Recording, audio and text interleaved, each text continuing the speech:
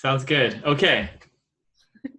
Hi, everybody. It's Lourdes again. And with me today is the Chief Operating Officer of Castagra. So Tats and I, is way back. I don't know, more than a decade ago, where we met when he was still in marketing. But I'm going to give him the pleasure of introducing himself, which he's going to do it a very good job than I do. You say when I was still in marketing. Yeah, I still do some marketing, but yeah, these days definitely I am looking at more of a bigger picture. Yeah, so our company Castagra focuses on manufacturing roof coatings. We are based in the States and work with a lot of different companies that work on commercial roofing and specifications. We used to be involved in a lot of different areas, but as you learn, as you grow a little older, that as a company, you can only focus on so much.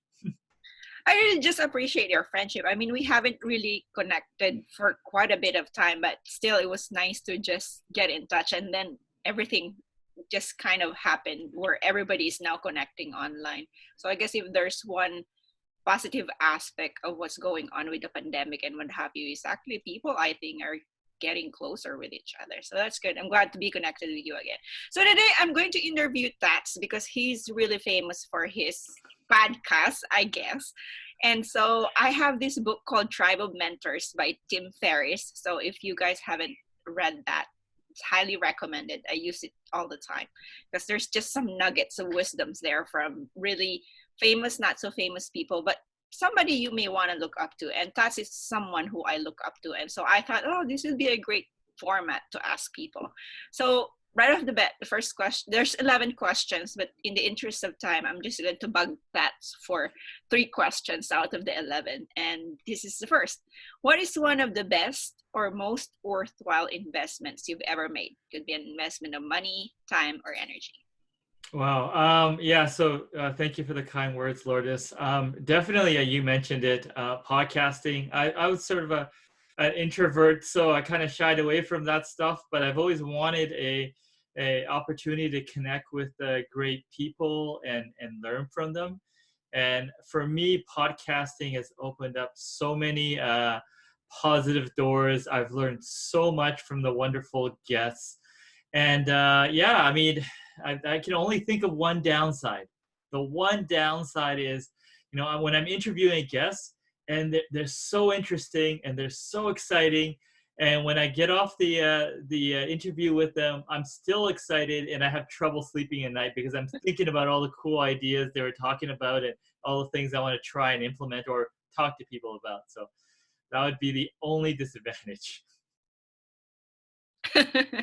No, I can totally relate to that, where you'll be have like 3 o'clock ideas. 3 o'clock ideas. Speaking of 3 o'clock ideas, have you heard of the 3 a.m. Test? No, I haven't heard a 3 a.m. test. I had a 5 a.m. club. What's the 3 a.m. test? Well, when I used to do a lot of marketing, where I used to evaluate lots of products that go to market a lot. One of the things that I would like to tell people is, most people think they have a great idea, and sometimes they do, but they don't adequately test it. And one of the ways to evaluate it, just in a really simple way, is imagine that you were showing up at your customer's house or your prospect's house at 3 a.m. You break open the door, you go up the stairs, and then you pull them out of bed and you shake them and say, listen to my exciting idea. And then you tell them your idea. So 2 things are going to happen. They're either going to look at you and then go back to sleep because it wasn't really that excited, or they're going to stay up and be excited with you. So really have to visualize, if your idea is that great or not. So that Love reminded me of the 3M test. Oh, I love it. I love it. So in the last 5 years, what new belief, behavior, or habit has most improved your life? Oh my goodness. I would have to say my focus on my health. The most embarrassing thing for me is that I graduated with a human kinetics degree. So I should know a lot about health, right? I even ran a fitness facility. I ran international conferences, and I developed things for fitness, and I had a personal training thing. But I always felt conveniently, this is untrue, that if I exercise, that I could eat whatever I want. And you know what? That's not true. It's a nice thing to think about, and when you say it out loud, it sounds very dumb. But the results come from eating healthy.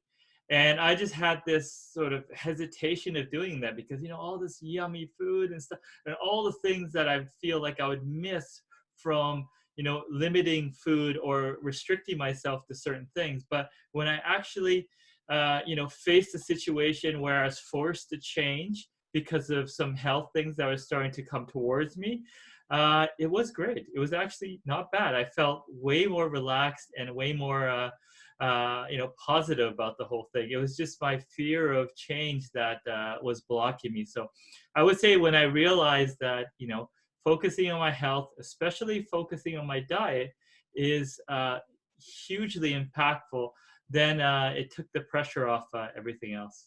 Did you actually become vegetarian or vegan? No, I've tried that before in the past. It's not for me, but I've really sort of looked at the composition of my diet. And you really have to test it against your body and how it responds. So you have to do a lot of research on it, but there is a certain type of diet that fits very well with individual people. So yeah, I remember Deepak Chopra talking about your Vata Kappa or Vita kind of yeah, dosha of a person's that will yeah. fit when they're doing their health. Yeah, and if you can find that balance, it'll happen very quickly for you because over a 10-month period, I lost 80 pounds. So that's really amazing what you yeah. did there in the health and fitness arena. So my last question is, how has a failure or apparent failure set you up for later success? Absolutely. I'm not sure if I could have avoided this anyways, but when I was in high school, I got the tennis bug. I really wanted to become a professional tennis player. Now the odds were stacked against me, but I had my racket. I had this garage with a concrete wall, and I would practice there 3 to 4 hours every day. And I did that for a number of years. And I got good enough to get a scholarship down in the States. But unfortunately, because I was practicing even while going to school, maybe 3-4 hours every single day, my body didn't hold up, right? One of the things that's not talked about in athletics and talent is the talent to not get injured. And I do not have that talent. And a lot of people don't have that talent either. And unfortunately, I wanted to work hard, but my body said no. And I herniated a disc in my back. So I could not pursue that dream. And it felt like a huge setback because, at the time I was so focused. I always had that focused mentality. And my identity was so tied up in this goal. So there was a period where I really felt down for a year or so. And when I kind of got out of that, when I started to sort of pursue other opportunities, I realize now that's probably one of the best things that ever happened to me, because I think I've sort of had a path that was way, way more interesting than otherwise. So I'm, it's sometimes when you're going through something, on the other end, it could be hugely positive for you. Yeah, I remember some person famous probably say that there's really no failures, just learning. So true. Yeah.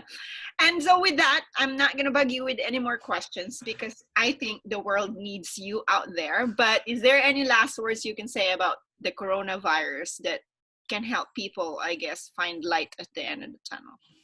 Well, I mean, I feel for some people because definitely different people are affected in different ways, right? And I think some people are impacted quite in a quite a big way. So the only thing I have to say is, we just have to figure out how to make this change a good change. With every change, there's opportunity. And I think, I've met some very inspirational people that have overcome huge adversity. And I'm confident that with the right attitude, we can look back and say it was all a good thing for all of us. So why don't you plug in how people can get in touch with you, especially your YouTube comedy series, which I love.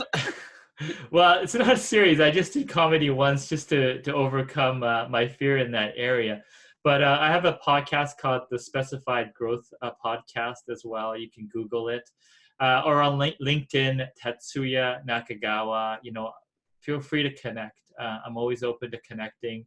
Not for a sales pitch, but just for a genuine relationship. I'm always interested to connect with interesting people. So that'd be the way. Thanks, Tats, and really appreciate our friendship. Okay. Well, thank you, Lourdes. Bye.